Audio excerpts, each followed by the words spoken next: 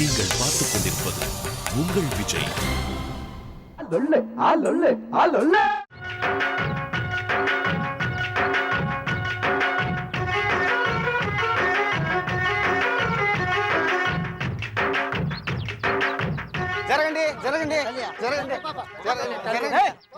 என்னடா ஜர்கண்டி இதெல்லாம் திருப்பதி சனாதனமாடா? ஏய் ரேஷன் கடைடா. யோ ரெண்டா ஒண்ணுதான் ஐயா.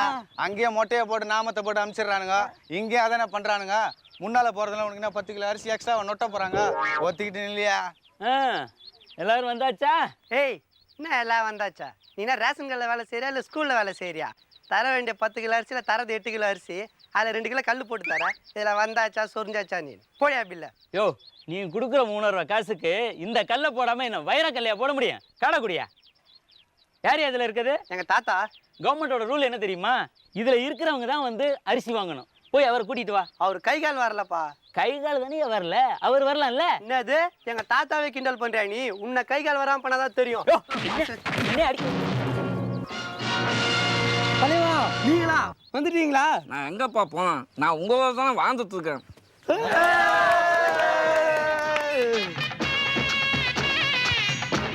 அம்மா நல்லா இருக்குங்களா? இந்தாங்க.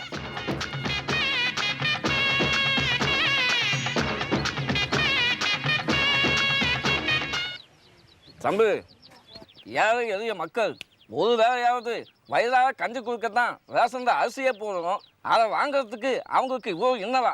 இந்த குடும்ப அட்டையில் இருக்கிறவங்க தான் தலைவா நேரில் வரணும். அதான் தலைவா நானும் சொன்னேன். அதுதான் தம்பி நானும் சொல்லிட்டு இருக்கேன். இங்கே பாருங்க, ஏழை எளிய மக்கள் கிராமத்தில் இருக்கவங்க படிக்காதவங்க தான் ரேஷன் கடைக்கு வராங்க. அவங்க எங்கே போவாங்க? யாருக்கிட்ட கையெழுத்து வாங்குவாங்க? அதுக்கு எவ்வளோ லஞ்சமாக கொடுப்பாங்க? இதெல்லாம் யோசிச்சு பார்க்கணும். நான் என்ன பண்ணுறது தலைவா? சட்டம் நானா போடுறேன்? நீ சத்தம் போடல, ஆனால் சத்தம் போடல. ரெண்டும் ஒரே மாதிரி இருக்கு தலைவா. கூக்க பேசாத தம்பி. நான் உண்மை சொல்லப்பா, நீ தொழிலாளி வர்க்கத்தை சார்ந்தவன் தான் எனக்கு நல்லாவே தெரியும். ஆனால் மேலிடத்தில் என்ன சொல்கிறாங்களோ அப்படி தான் நீ நடக்க முடியும். ஆனால் அந்த ஏழை மக்கள் எங்கே போகணும், எப்படி கையெழுத்து வாங்கணும்னு தெளிவாக எடுத்து சொல்லலாம் இல்லையா? அதுக்கு தான்ப்பா உனக்கு சம்பளமே கொடுக்குறாங்க. ஒவ்வொரு அரசாங்கமும் மக்களுக்காகத்தான் சட்டம் எடுத்துறாங்க. அந்த சட்டம் சரியான முறையில் செஞ்சதுதான்னு பார்க்க வேண்டிய பொறுப்பும் அரசாங்கத்துக்கு தான் இருக்குது. இந்த ரேஷன் கடைக்கு யார் வராங்க? கூலி தொழிலாளிங்க, கை வந்து இருக்கிறவன், ரிக்ஷா ஓட்டுறவன், மூட்டை தூக்க கூலி தொழிலாளிங்க. அவங்க ரேஷனில் பொருள் வாங்கிறதுக்கு அவங்களுடைய ஒரு நாள் வருமானத்தை இழக்கணுமா? அதோ என்னால் தாங்கவே முடியல.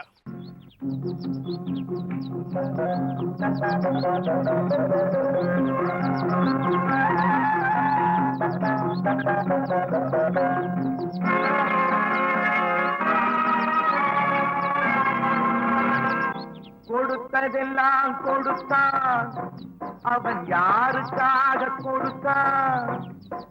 ஒருத்தருக்கா கொடுத்தான், இல்லை ஊருக்காக கொடுத்தான். கொடுத்ததெல்லாம் கொடுத்தான், அவன் யாருக்காக கொடுத்தான்? ஒருத்தருக்கா கொடுத்தான், இல்லை ஊருக்காக கொடுத்தான்.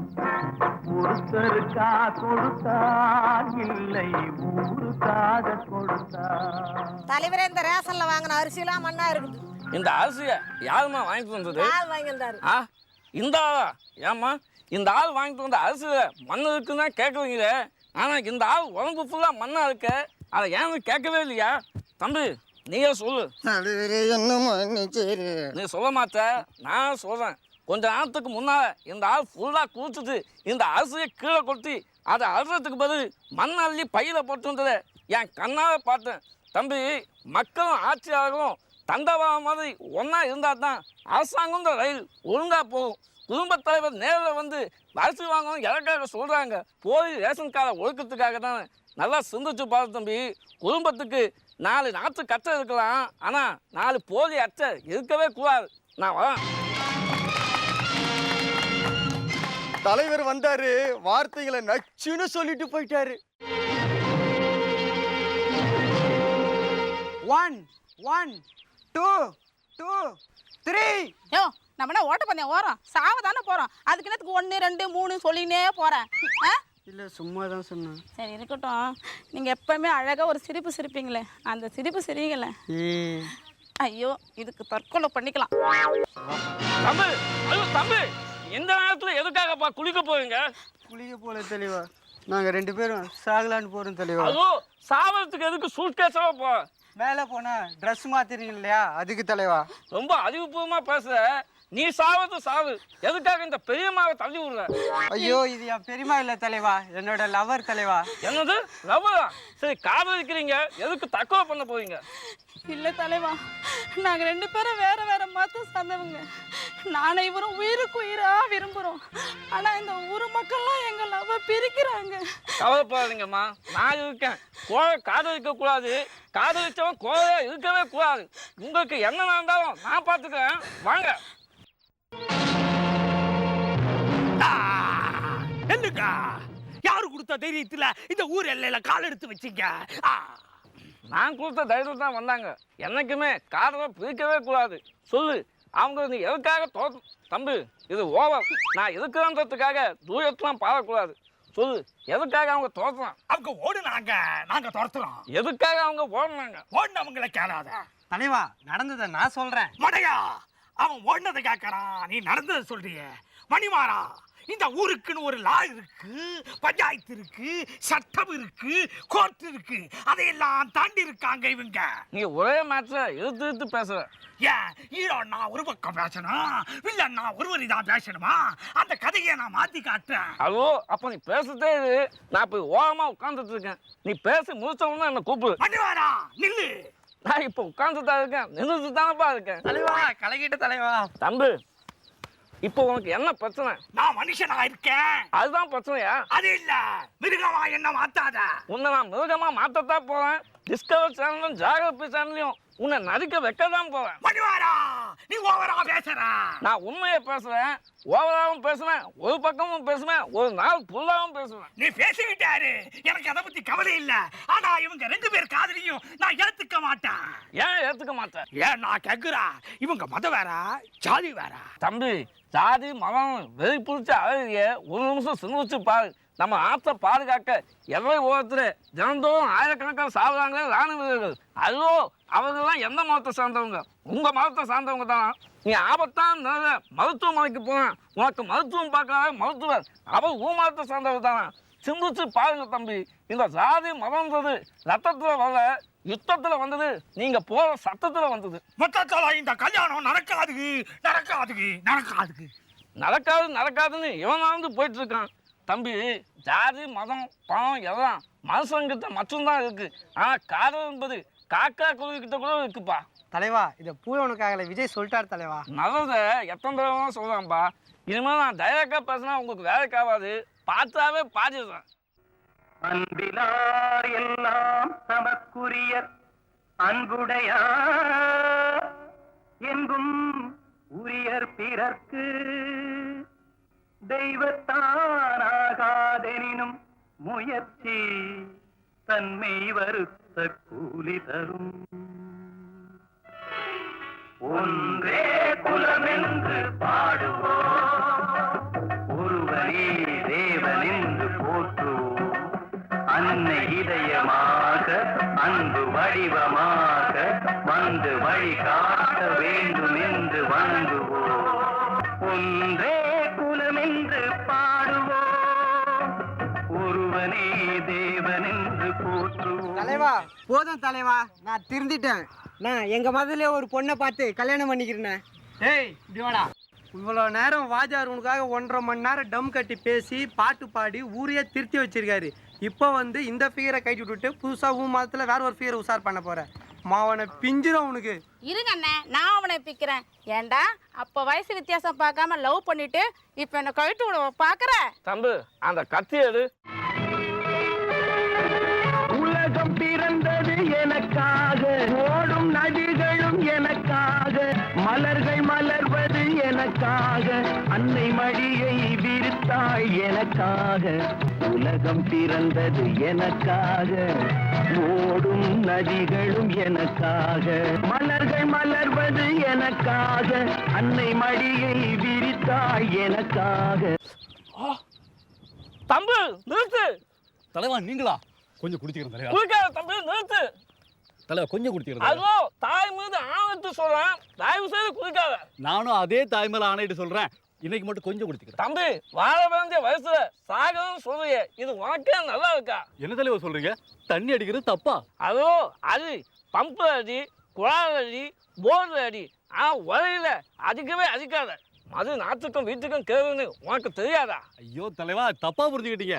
இதை அடிக்கிற சாராயம் இல்ல, குடிக்கிற ஐஎஸ்ஐ முத்திரை வாங்கின தண்ணி. குடிக்கிற தண்ணி உரையிலையா? ஃப்ரிட்ஜில் வச்சானுங்களா உரையா? அதோ பாக்கத்துலையான்னு கேட்டேன். காசு கொடுத்து குடிக்கணுமா?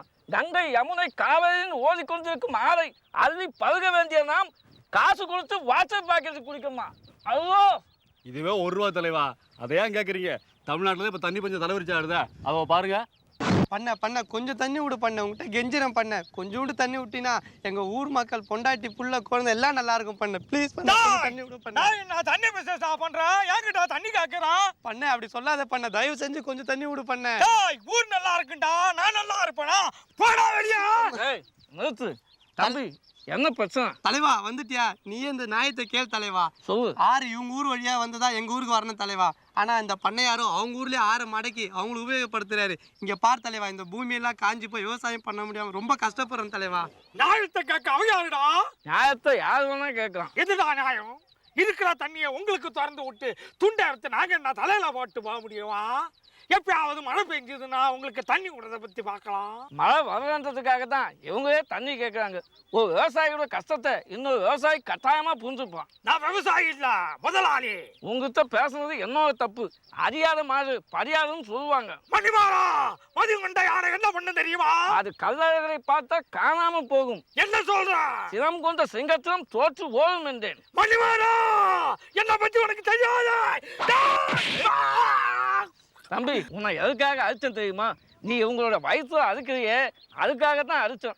தண்ணின்றது நீயோ நானோ தயாரிச்சது அல்ல, இயற்கையா பார்த்து கொடுத்தது. உன்னை சொல்லி குற்றம் இல்லை.